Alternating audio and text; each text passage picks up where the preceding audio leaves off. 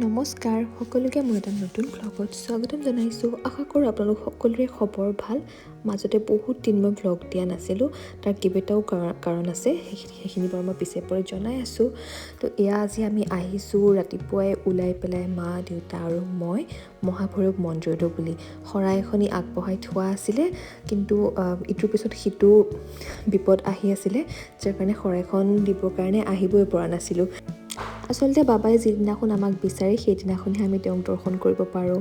বাকী নিজৰ ইচ্ছা কৰিলেও কেতিয়াবা সৰু সুৰা বাধা কিন্তু নহা নহয়, সেইটো আপোনালোকৰ লগত হয়নে নহয় নিশ্চয় জনাব। আৰু এয়া মহাভৈৰৱ মন্দিৰৰ এই ষ্টেপখিনি বগাওঁতে মায়ে অকণমান কষ্ট পায়, তথাপিও কিন্তু মায়ে মন্দিৰৰ ক্ষেত্ৰত কিন্তু ষ্টেপ বগাব পাৰে, এনেই কিন্তু নোৱাৰে। সেইটো কিন্তু বৰ এটা আচৰিত কথা। কামাখ্যা মন্দিৰো গৈছিলোঁ নগাঁৱত থকা, তেতিয়াও মায়ে কিন্তু বহুত ষ্টেপ বগাই পেলাই গৈছিল, আৰু মাৰ তেতিয়া একো হোৱাও নাছিলে। আৰু আমি ঘৰৰ পৰা শৰাই গোটেইখিনি বস্তু লৈয়ে আনিছোঁ।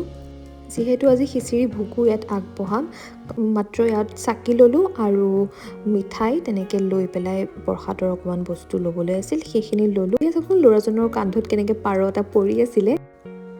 আৰু আমি চাকি লগাই ল'লোঁ। চাকি যিহেতু বাহিৰত লগাব লাগে, ভিতৰত জ্বলাব নিদিয়ে, সেইকাৰণে আমি বাহিৰতে চাকি ধূপ লগাই ল'লোঁ। এতিয়া আমি ভিতৰত যাম সেৱা কৰিবৰ কাৰণে।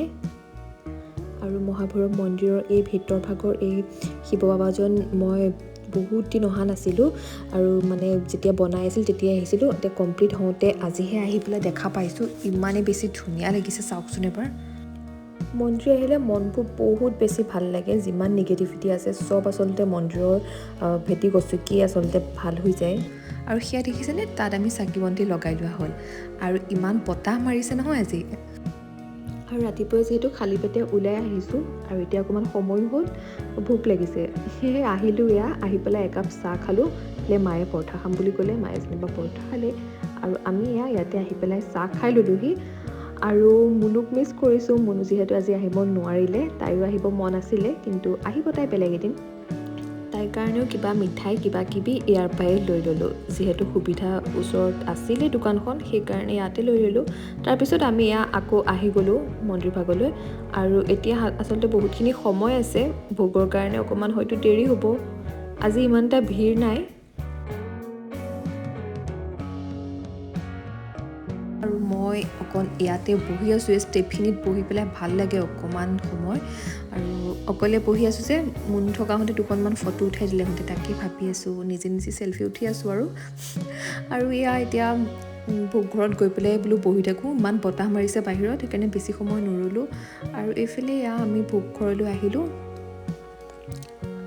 আৰু দেখিছেনে, ভোগ ঘৰ আজি ইমান মানুহ নাই, অলপ মানুহ আছে, তেওঁলোকক শৰাই আগবঢ়াইছে এটা ফেমিলিয়ে তেনেকৈ। আৰু অলপ পাছতে আমাক প্ৰসাদৰ কাৰণে পেপাৰ দিয়ে। ইয়াত কলপাত বা অন্য একো নিদিয়ে, পেপাৰ দিয়ে।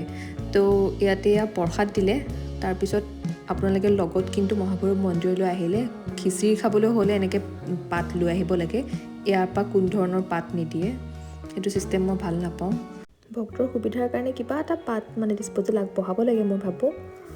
আৰু খাই বৈ আজৰি হ'লোঁ। এতিয়া আহিছোঁ নন্দী বাবাৰ ওচৰত। সৰুতে যেতিয়া নন্দী বাবাৰ ওচৰত কিবা এটা ক'লে সোনকালে ভগৱানে শুনে বুলি কয়, তেতিয়া কি যে প্ৰব্লেমবিলাক কৈছিলোঁ, এতিয়া ভাবিয়ে আচলতে হাঁহি উঠে।